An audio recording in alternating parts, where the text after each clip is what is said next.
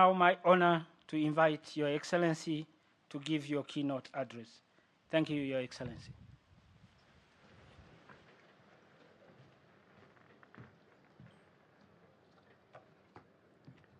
Please be seated.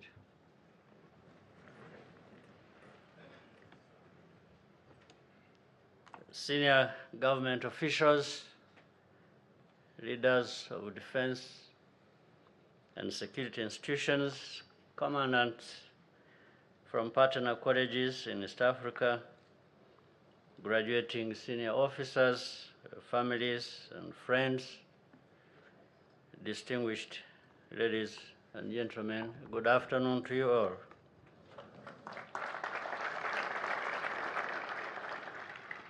I'm very pleased to join you today, and I congratulate those who have completed the Senior Command and Staff College course.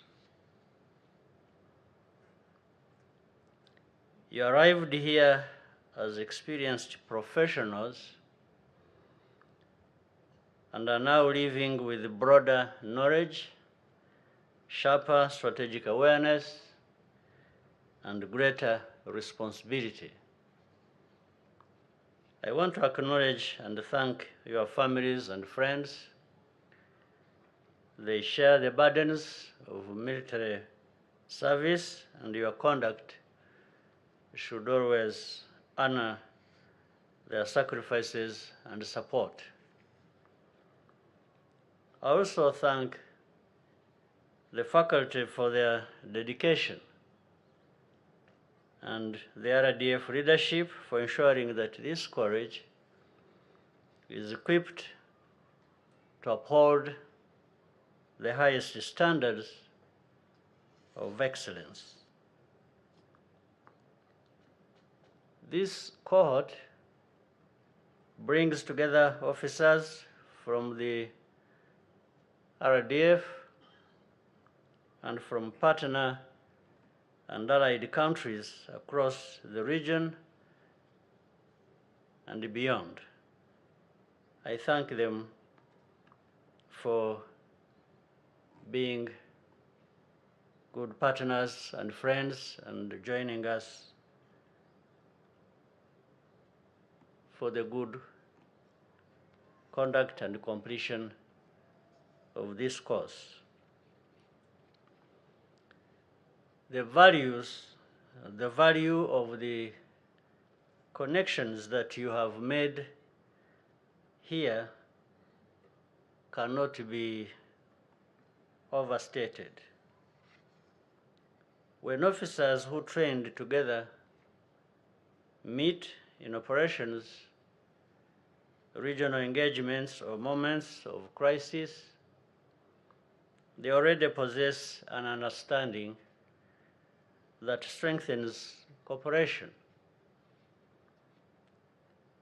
This course was designed to enhance your ability to navigate complex and sometimes seemingly impossible situations. There are, however, certain qualities that cannot give you, that you must personally cultivate. The first is courage. You not always have guarantees, and for some, this can create paralysis. And courage is what enables a leader to act decisively despite uncertainty and competing pressures. The second is judgment. As your responsibilities increase, so will the consequences of your decisions. Good judgment is developed through experience, collaboration, and the humility to learn from mistakes and adjust course when necessary. The third is purpose, which comes from knowing precisely what you are fighting for.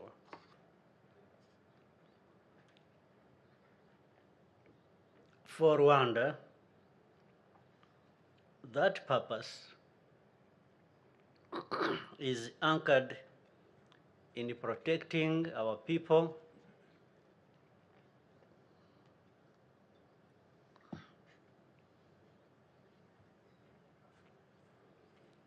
and sovereignty while advancing the continued transformation of our country. The question before you now is not whether you can lead, but how you lead. These three qualities must be demonstrated and renewed every day. The current standing of RDF does not exist by default. It has been built over many years through dedicated service, discipline, and professionalism.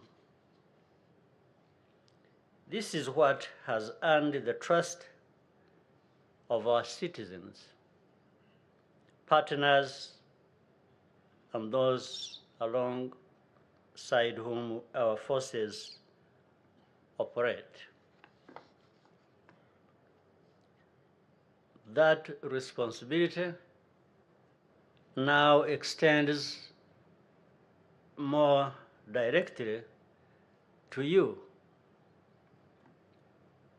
The environment in which you serve will continue to evolve with the new technologies and threats that demand constant adaptation.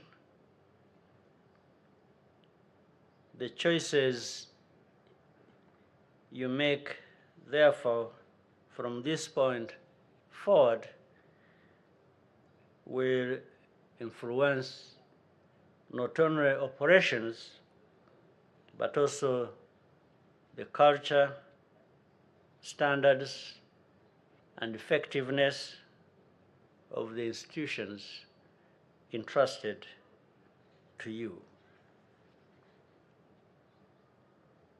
You must lead with integrity and never stop learning and improving. Once again, congratulations on this milestone. I wish you success in your duties and all the best to your families and for those allied friends, the best to your people and countries. I thank you very much.